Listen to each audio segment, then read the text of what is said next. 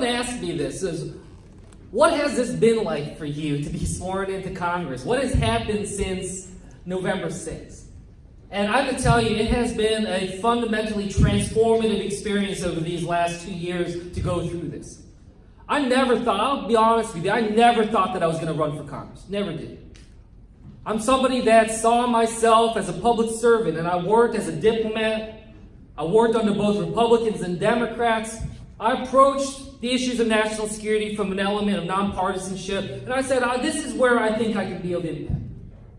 And I had a tremendous career. I enjoyed the work that I did, and I was able to work at USAID and State Department and Pentagon, serve out in Afghanistan under 4-star generals. These were unbelievable experiences that I had. And I remember this one experience when I was leaving my time at the White House to be a father and be able to walk my family into the Oval Office and share that experience with them. And I remember them moving back home to New Jersey and to just down the road from where I grew up. And I didn't know where my life was going to go at that time. I was just exploring fatherhood and understanding what that meant to me. And it was at that moment that this really crystallized in my mind. That I came to understand what my parents had been through and what service meant to them. And I started to reflect on this in a way that I had never experienced before. And some of you have heard me talk about this before, that this district in New Jersey that I represent now, this was the district that gave me and my family every opportunity in life. That my father and my mother came from humble means. My dad grew up in an orphanage. He's a survivor of polio. My mother grew up in a poor farm family to a single mom. Neither of them thought they'd have any shot at life. But then this country took a chance on them. America took a chance on them. And my dad, who grew up in an orphanage, ended up getting a PhD in genetics here in America. And my mother ended up getting a nursing degree and served in the great hospitals of this country. And when I was looking down at my baby boy, understanding now what it means, what it was for them to go through as they were trying to think about everything that they could do to fight for a better life for me and my sister. And what I understood was the energy that brings to them. I always used to wonder, how is it that my mother could work the night shift at a nurse and still take care of me and my sister during the day? It's that grit that was talked about earlier, that grit that they taught me.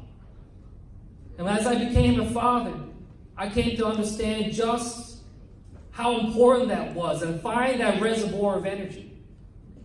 And as I saw the direction that our country is going, this country that I swore an oath twice before to be able to protect and serve the Constitution, I came to understand what I need to do to step up.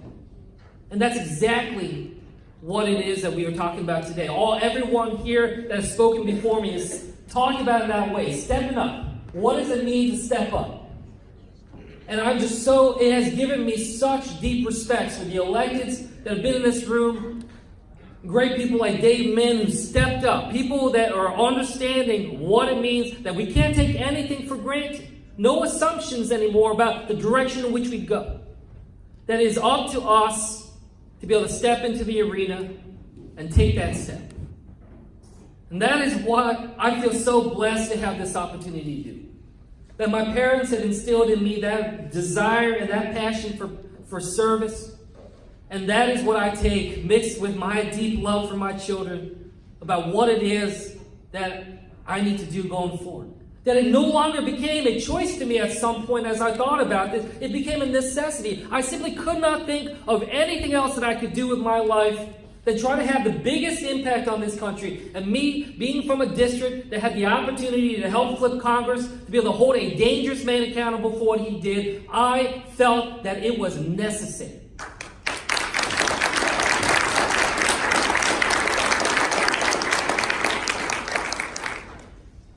Our lives, our democracy, are guided by choices. Choices that all of us make. Everything that we try to do comes down to that. And a lot of these choices are scary. It was the most terrifying choice I ever made, to run for Congress at a time when my wife was 8.5 months pregnant, when the doctors told us that there's a good chance that our baby might have some medical problems. And I remember just that fear, that terrifying fear of fatherhood, of wondering what kind of life are my kids going to grow up in? What kind of world are they going to inherit? And while that should have scared me away, it only redoubled my passion. It reminded me what it is I'm trying to get done, why I care so much. This is what we try to do. That we recognize that this isn't about politics, this is personal. That each and every one of us is here in this room, not because we enjoy politics as a hobby, but because we recognize its importance to our lives, to those that we love, and to the future of our country. That is why we're here.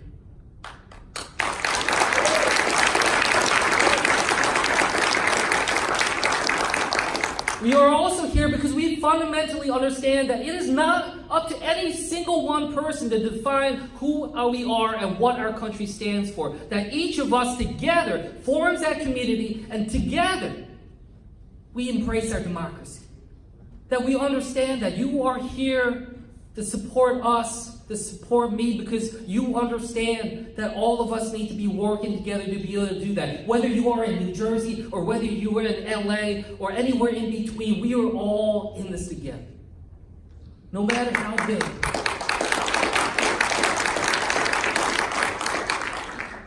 So when someone asks me, what has it been like since November 6th?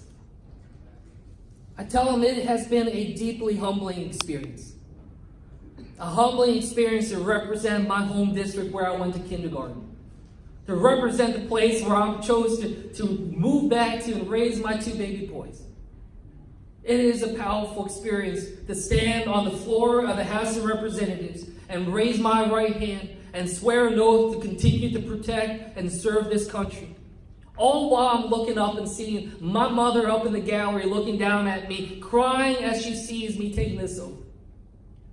And it was such a powerful experience to see her do that. And I remember that seared into my memory, and I went afterwards and gave her a big hug, and I said, how powerful of an experience that must have been for you as it was for me. For you, after everything you have gone through in life and all the challenges that you have faced, to be able to witness that and be a part of that and share that with your son. To be able to reflect on everything that got our family to that moment on January 3rd. And she said something very surprising back to me. She said that I'll never forget. She told me, Andy, I wasn't crying because I was thinking about everything that had gotten us to that moment. I wasn't crying because I was thinking about all the hard work me and your father put together to support you. I was crying because I was thinking about and dreaming about everything that you will be able to do good for our country in this new position. That's what she was thinking about. I was touched. It was not at all what I thought I would hear. That she, who had given me everything in life and every opportunity that I have, and I owe so much to her, that she was not thinking about herself and everything that she had accomplished, but rather thinking about the potential for us moving forward into the future.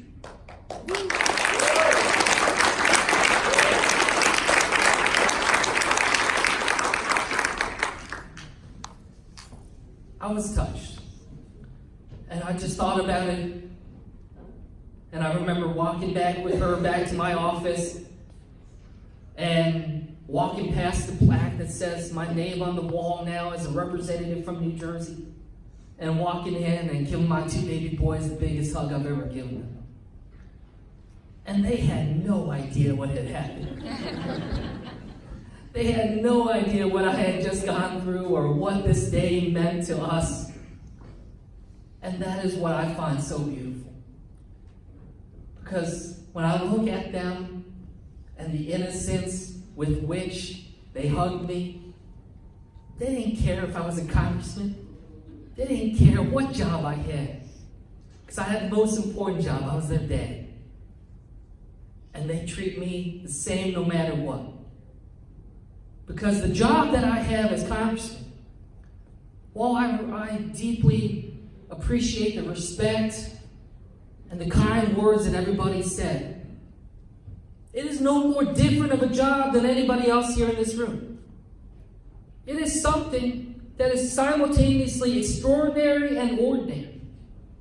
It is a job that, while it appears to be amongst the highest offices in our land, it is a job that is fundamentally about serving the American people.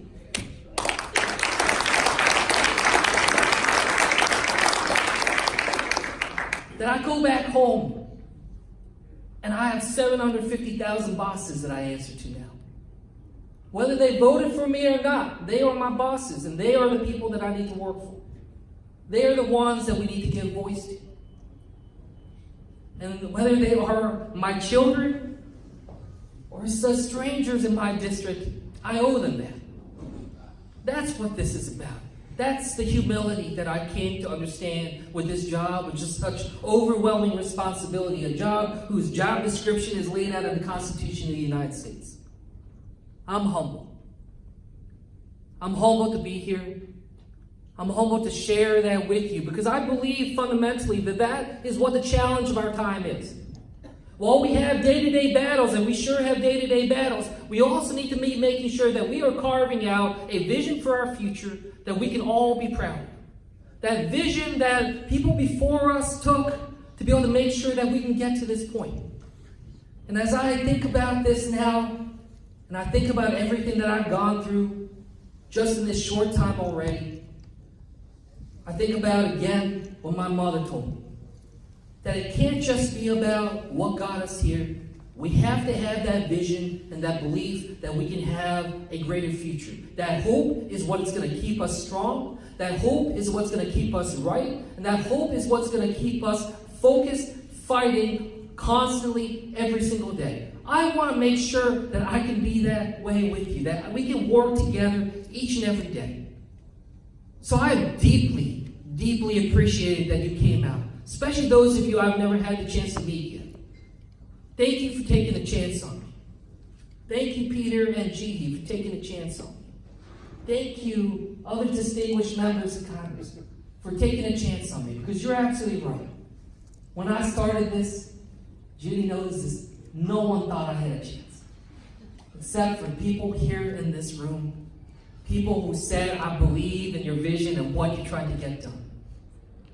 I was in one of the hardest districts in the country. We won by the narrowest of margins. It took 9 days to declare a victory because it was so close. This race was the most expensive House race in New Jersey history. That is not something to be proud of. That is something that shows the fundamental problems of our system and why those of us here at the table are trying to take steps to reform campaign finance reform and gerrymander. Get rid of the systematic blocks that are preventing our government from working for the people as it should be, as it was laid out in our founding documents.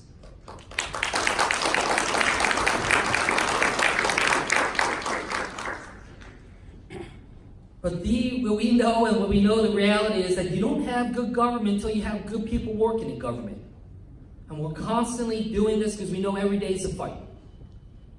My fight continues. And while election day was nearer than it is the next election day, and it feels far too soon to have to jump back on this, but we know that this is how it works. And there's a reality of the situation, and as I was taught, you can have all the ideals you want, but you also understand fundamentally that you fight on the battlefield on which you're dropped. And this is the battlefield on which we're dropped. So I'm here today humbly asking for your help.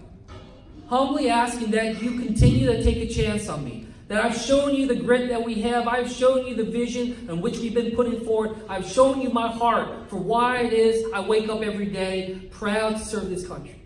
I hope you see in me a tangible way that you can make a difference. A tangible way that you can touch your democracy and get it on a better path. I need your help going forward.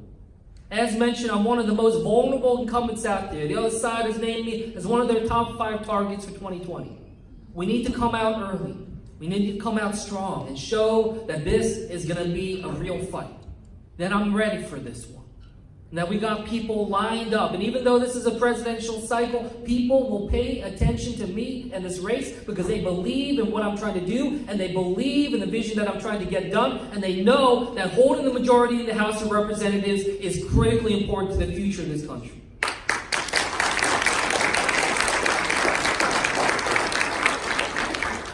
So 2 things I ask of you.